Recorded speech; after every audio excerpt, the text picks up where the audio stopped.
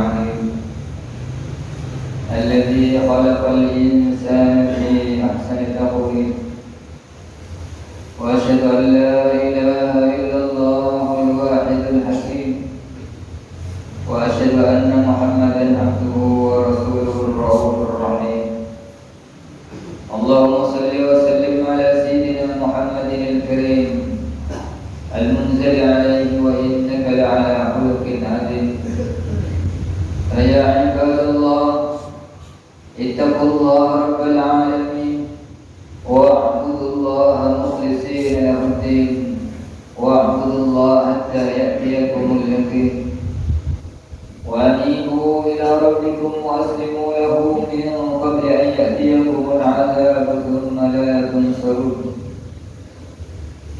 Hadirin yang dimuliakan Allah Subhanahu wa taala,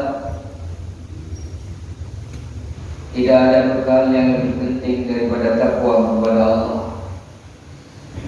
Hanya dengan menjalankan perintah-perintah Allah, hanya dengan mengabdikan diri kita kepada Allah, maka kita ini akan disayangi oleh Allah. Begitu juga hanya dengan menjauhi larangan-larangan Allah, maka Allah Subhanahu wa taala akan menjauhkan kita dari murka-Nya.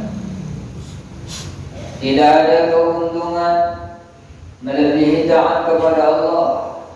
Tidak ada kebinasaan melebihi melanggar perintah-perintah Allah Subhanahu wa taala. Maka yakinilah dari lubuk hati kita bahwasanya kehidupan kita ini akan bahagia, akan sukses bila kita ini menjalankan perintah-perintah Allah, mentaati semua perintah-perintah Allah dan menjauhi seluruh larangan-larangan Allah Subhanahu wa taala. Hadirin yang dimuliakan Allah Subhanahu wa taala, waktu terus berjalan, siang terus berjalan, malam terus berjalan sehingga semuanya berganti-ganti. Menunjukkan apa hadirin yang dimuliakan Allah Subhanahu wa taala? Mau tidak mau kita ini akan tambah tua, mau tidak mau kita ini akan ke akhirat, mau tidak mau kita ini harus membawa bekal. Maka di dalam kehidupan manusia di dunia ini Allah Subhanahu wa taala perintahkan fastabiqul khairat. Berlomba-lombalah kalian di dalam kebaikan-kebaikan. Karena bila kita hidup di dunia yang tidak membawa kebaikan, kemudian ketika kita sampai di akhirat kita akan menangis kepada Allah untuk minta kembalikan lagi ke dunia untuk berbuat amal yang baik. Sekali-kali tidak akan ada waktu lagi walaupun hanya satu detik. La'alli a'malu shalihan fima taraktu kalla. Orang-orang yang sudah sampai di akhirat dia meraung-raung, menangis, merengek-rengek kepada Allah. Ya Allah, kembalikanlah kami ke dunia. A'malu shalihan, saya akan berbuat amal-amal yang baik. Saya akan taat kepada Allah. Saya akan menjauhi seluruh larangan-larangan Allah. Tapi Allah Subhanahu wa taala mengatakan tidak. Sekali-kali tidak.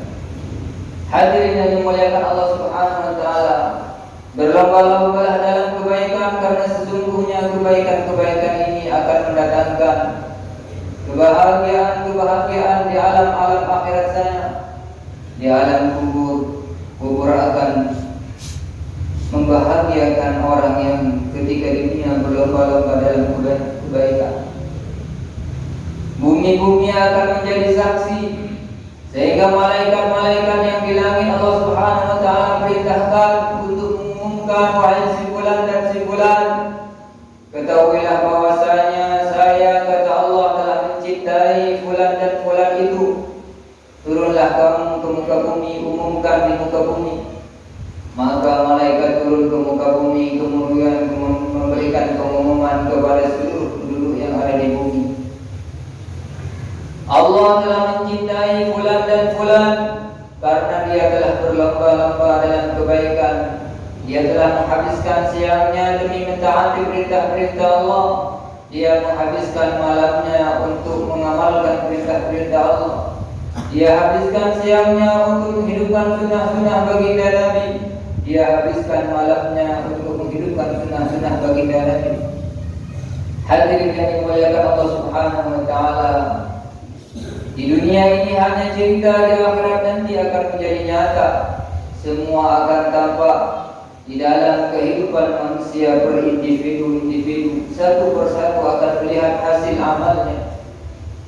Barang siapa yang ketika di dunia dia beramal, walaupun sebesar biji sawi berupa kebaikan-kebaikan, maka dia akan mendapatkan pahalanya yang begitu besar, yang tidak ada bandingannya.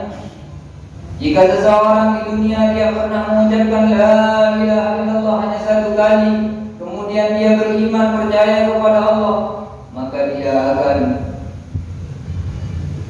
diberikan kebahagiaan yang pahalanya dilipat-lipat gandakan, paling kecil surganya 10 kali lipat dunia ini.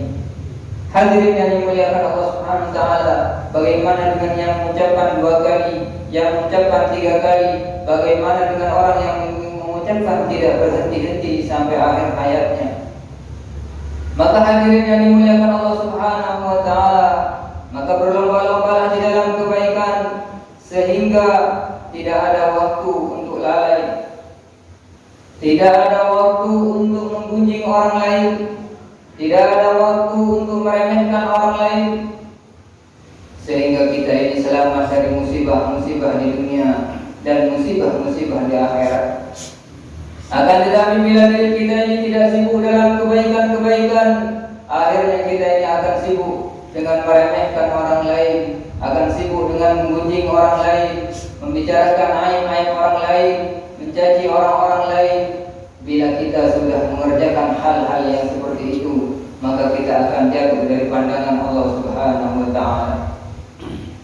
Bila umat ini satu sama lain sudah saling mencaci maki, sudah tidak sibuk lagi di dalam berlomba-lomba beramal kebaikan-kebaikan, sibuk mencaci sifulan dan sifulan ganti mencaci, mencemooh, meremehkan sifulan dan sifulan, maka saqatat min ainillah, jatuhlah mereka dari pandangan-pandangan Allah Subhanahu wa taala.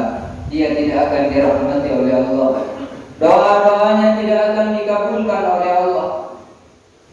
Istighfarnya tidak akan diterima oleh Allah Subhanahu wa taala. Maka hadirin yang dimuliakan Allah Subhanahu wa taala, di hari Jumat yang mulia ini waktunya kita membuat keputusan bahwasanya kita ini akan bertaubat kepada Allah, meninggalkan semua dosa-dosa dan menjalankan semua perintah-perintah Allah.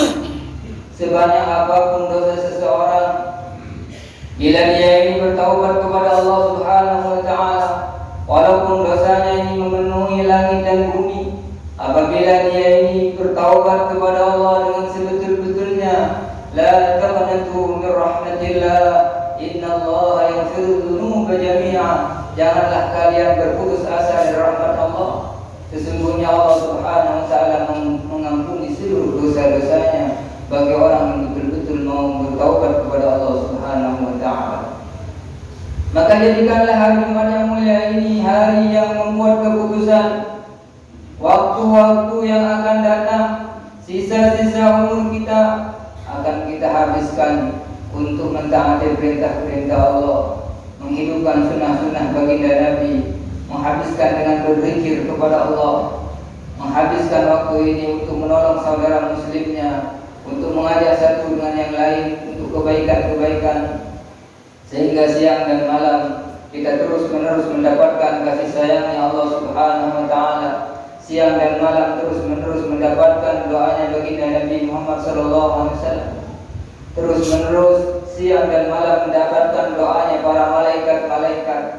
Maka hadirin yang dimuliakan Allah Subhanahu wa taala, kemudian sebentar lagi akan datang bulan yang mulia, bulan haji.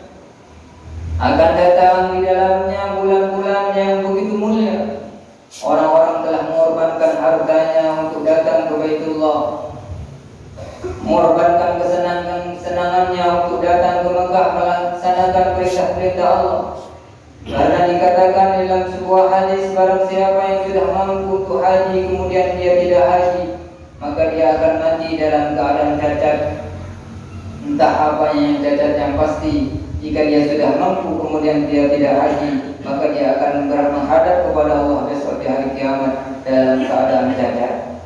Kemudian di dalamnya banyak pelajaran, di antaranya berkorban, menginfakkan harta kita untuk tabungan kita di akhirat, karena seluruh harta yang kita miliki semuanya akan hancur dan binasa, dan yang akan kekal abadi, yang akan kita bawa menghadap Allah, yang akan membela kita di hadapan Allah hanyalah harta yang kita hantarkan untuk agama Allah, harta yang kita gunakan untuk agama Allah.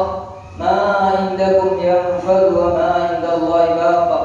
Harta yang kekal di sisi kalian adalah harta yang diinfakkan untuk agama ini, untuk Allah. Sedangkan yang kalian tumpuk-tumpuk di rumahnya, yang kalian tumpuk-tumpuk di kantor dan yang lain-lain, maka semuanya akan sirna, akan binasa, bahkan kadang-kadang akan membahayakan diri kita. Maka hadirin yang dimuliakan Allah Subhanahu wa taala, kita atur semua urusan-urusan kita sehingga di dalam kehidupan di dunia ini kita mendapatkan kasih sayangnya Allah, di akhirat nanti mendapatkan kasih sayangnya Allah Subhanahu wa taala. Maka berdoalah kepada Allah Subhanahu wa taala agar Allah Subhanahu wa taala menanamkan sifat-sifat kecintaan kita kepada agama, sifat kecintaan berkorban untuk agama, sehingga senantiasa Allah Subhanahu wa taala memilih diri kita di dalam